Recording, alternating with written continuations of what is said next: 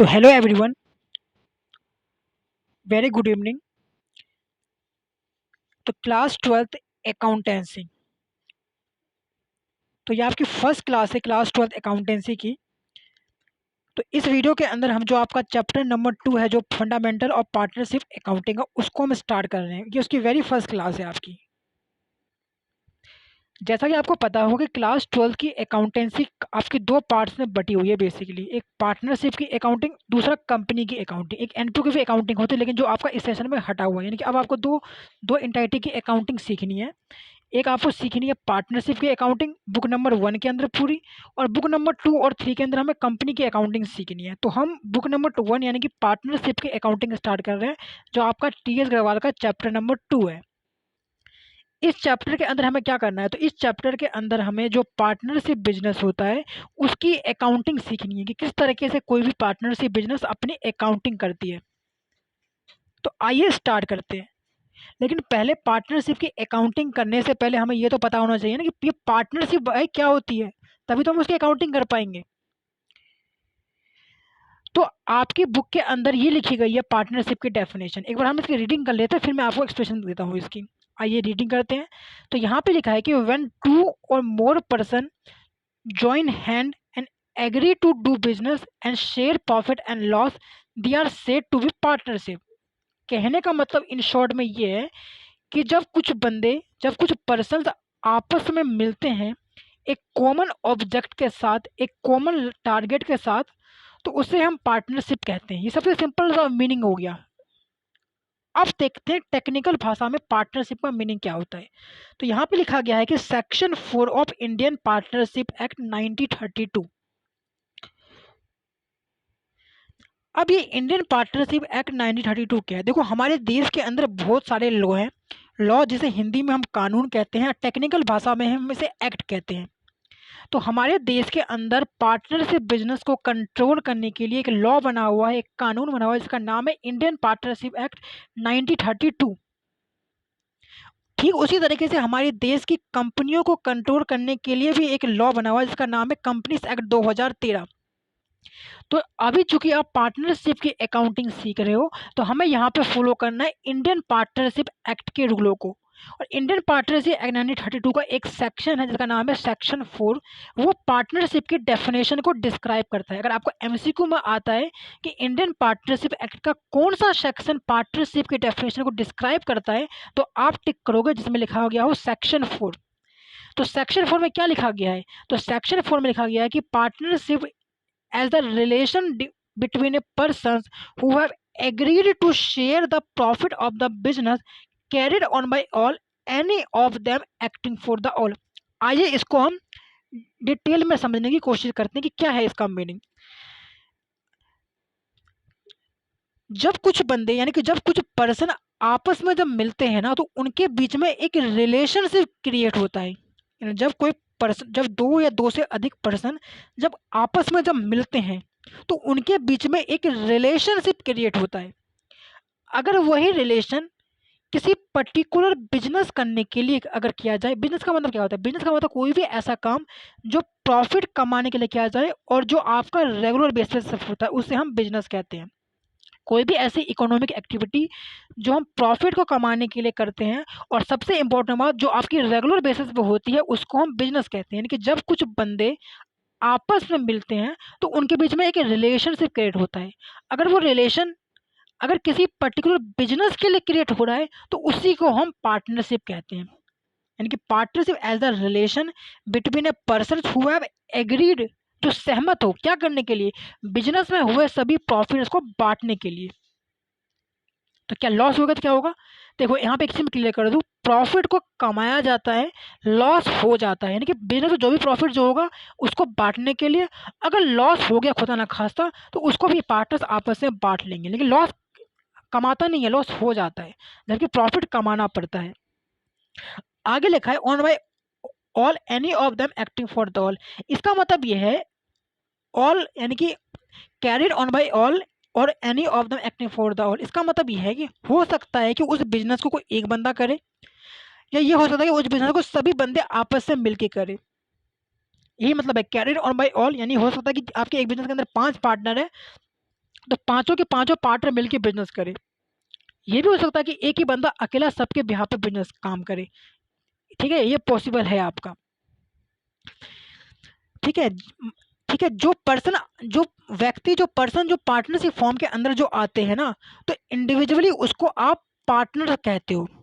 यानी जो इंडिविजुअल यानी कि एक हर एक इंडिविजुअल एंटाइटी जो पार्टनरशिप के अंदर आता है, तो उनको हर बंदे को सेपरेट में अगर आपको डिस्क्राइब करना हो तो उसे आप पार्टनर्स कहते हो। और जब आप उनको एक साथ कलेक्टिवली भी कहोगे तो उनको हम फर्म कहते हैं। यानी एक साथ अगर मान लो कि एक बिजनेस के अंदर 3 पार्टनर है, तो अगर आपको अलग अलग बनाना है सब बंदे को, तो आप कहोगे पार्टनर तो इधर आ, पार्टनर भी तो इधर आ, ऐसे कहोगे। लेकिन अगर आपको एक साथ सभी को बनाना है तो आप कहोगे फर्म इधर आ, और जिस नाम के अंदर फर्म आपकी काम करते हैं उसे हम फर्म नेम कहते हैं। सिंपल सी आपकी बात हो गई। ठीक है। अब क्लास 11th के अंदर ना आपने एक कंसेप्ट पढ़ा होगा, इसका नाम था सेपरेट बिजनेस एंटाइटी कंसेप्ट। याद है क्या क्या था वो कंसेप्ट? तो सेपरेट बिजनेस एंटाइटी कंसेप्ट आपको ये कहता था कि आपका बिजनेस अलग है और बिजनेस का ओनर अलग है। ये आपको कहता था सेपरेट बिजनेस एंटाइटी कंसेप्ट। तो पार्टनरशिप बिजनेस के अंदर भी आपका सेपरेट बिजनेस एंटाइटी का कंसेप्ट आपका अप्लाई होता है, जो ये कहता है कि पार्टनर्स अलग है और आपकी फर्म अलग है। यानी कि जब भी आप अकाउंटिंग जब करोगे ना, तो आप हमेशा फर्म के पॉइंट ऑफ व्यू से करोगे, ना कि किसी पर्टिकुलर पार्टनर के पॉइंट ऑफ व्यू से। क्योंकि क्योंकि separate business entity concept partnership business के अंदर भी फॉलो किया जाता है। लेकिन यहाँ पे एक और बात ध्यान रखना कि सिर्फ अकाउंटिंग पॉइंट ऑफ व्यू से ही पार्टनर अलग है और बिजनेस अलग है। इसके अलावा यानी लीगल पॉइंट ऑफ व्यू से दोनों आपके सेम ही है। यानी कि अगर कोई बंदा अगर पार्टनरशिप फॉर्म के ऊपर केस करता है ना, तो वो केस पर्टिकुलर पार्टनर के ऊपर भी हो जाएगा। यानी अगर कोई एक पार्टनर कोई अनलॉफुल काम करेगा तो उसका इम्पैक्ट दूसरे पार्टनर पे भी पड़ेगा। यानी सिर्फ अकाउंटिंग करते टाइम ही आपको पार्टनर को अलग देखना है और फर्म को अलग देखना है, इसके अलावा दोनों आपके सेम ही होते हैं। तो अभी तक हमने ये सीखा कि पार्टनरशिप जिसकी डेफिनेशन सेक्शन नंबर 4 किस एक्ट में, इंडियन पार्टनरशिप एक्ट में जो पार्टनरशिप के रूल और रेगुलेशन को मेंटेन करता है, उसके सेक्शन 4 में पार्टनरशिप की डेफिनेशन मेंटेन है। फिर हमने ये सीखा कि बिजनेस अलग है, पार्टनर अलग है, सिर्फ अकाउंटिंग करते टाइम समय, इसके अलावा हमेशा दोनों सेम ही माने जाते हैं। सिर्फ अकाउंटिंग करते टाइम दोनों आपके अलग अलग माने जाते हैं। अब हम देखते हैं कि हमारे पार्टनरशिप बिजनेस की क्या क्या फीचर्स होती है जो इसको अदर बिजनेस से अलग बनाता है। तो सबसे पहला है कि किसी भी पार्टनरशिप बिजनेस को अगर स्टार्ट करना है तो मिनिमम कम से कम आपके 2 पर्सन आपके होने चाहिए। यानी किसी भी अगर आपको कोई भी पार्टनरशिप बिजनेस अगर आपको स्टार्ट करना है साहब, तो कम से कम 2 पर्सन चाहिए। मिनिमम 2 पर्सन, मिनिमम की बात हो रही है, मिनिमम कम से कम आपके 2 पर्सन आपके चाहिए। अब यहाँ पे सवाल ये उठता है, तो फिर मैक्सिमम कितने पार्टनर हो सकते हैं? तो यहाँ पे मेरी बात को ध्यान से सुनो। एक पार्टनरशिप फॉर्म के अंदर मिनिमम आपके होते हैं 2 पार्टनर, और एक पार्टनरशिप फॉर्म के अंदर आपके मैक्सिमम कितने पार्टनर होते हैं? तो मैक्सिमम एक पार्टनरशिप फॉर्म के अंदर आपके 50 पार्टनर्स होते हैं। लेकिन यहाँ पे एक कंसेप्ट यहाँ पे है, जो आपका कंपनीज एक्ट 2013 है ना साहब, कंपनीज एक्ट 2013, कंपनीज एक्ट 2013 ने सेंट्रल गवर्नमेंट को ये प्रिस्क्राइब कर रखा है कि भाई आप एक पार्टनरशिप बिजनेस के अंदर मैक्सिमम पार्टनर की लिमिट को आप 100 कर दीजिए। तो यहाँ पे कंफ्यूजिंग है। अगर पेपर में अगर आपसे एमसीक्यू ये पूछता है कि ये बताओ साहब कि एक पार्टनरशिप फॉर्म के अंदर मैक्सिमम कितने पार्टनर हो सकते हैं, तो आपको टिक करना है 50 वाले ऑप्शन में। यानी जहाँ पे लिखा है 50 पार्टनर्स, आपको उस ऑप्शन पे टिक करना है। यानी अगर एमसीक्यू ये पूछता है पेपर के अंदर कि एक पार्टनरशिप फॉर्म के अंदर मैक्सिमम कितने पार्टनर हो सकते हैं, तो आपको टिक करना है 50 वाले ऑप्शन पे।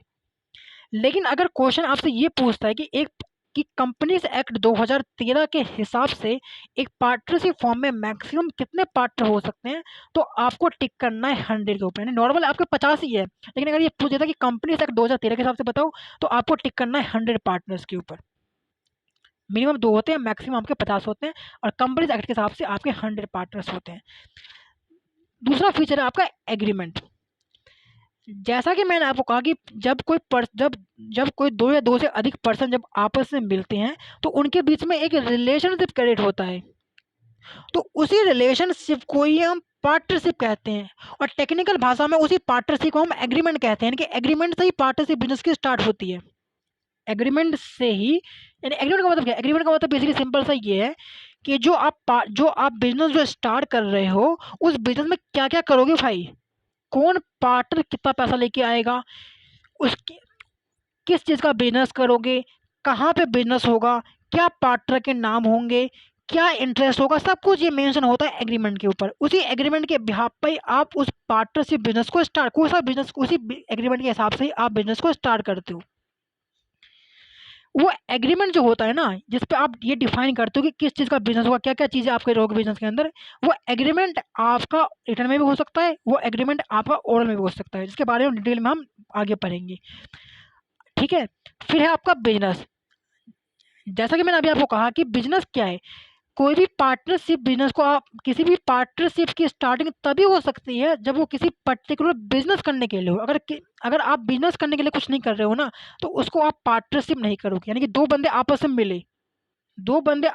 मिले और कहा कि हम आज दोनों मिलकर पार्टी करेंगे, तो यहाँ भी दो बंदे आपस में मिल रहे हैं, यहाँ पे भी दोनों का टारगेट एक है, यानी दोनों, यहाँ भी दोनों का जो रिलेशन है वो एक ही है, दोनों का टारगेट एक ही है, पार्टी करना। लेकिन इसे यहाँ बिजनेस नहीं कहोगे, क्योंकि यहाँ पे कोई बिजनेस की बात नहीं हो रही है यहाँ पे आप, इसलिए हम इसे पार्टनरशिप नहीं कहेंगे, क्योंकि यहाँ पे कोई बिजनेस की बात ही नहीं हो रही है। यानी पार्टनरशिप कहने के लिए बिजनेस का होना बहुत ही इंपॉर्टेंट है।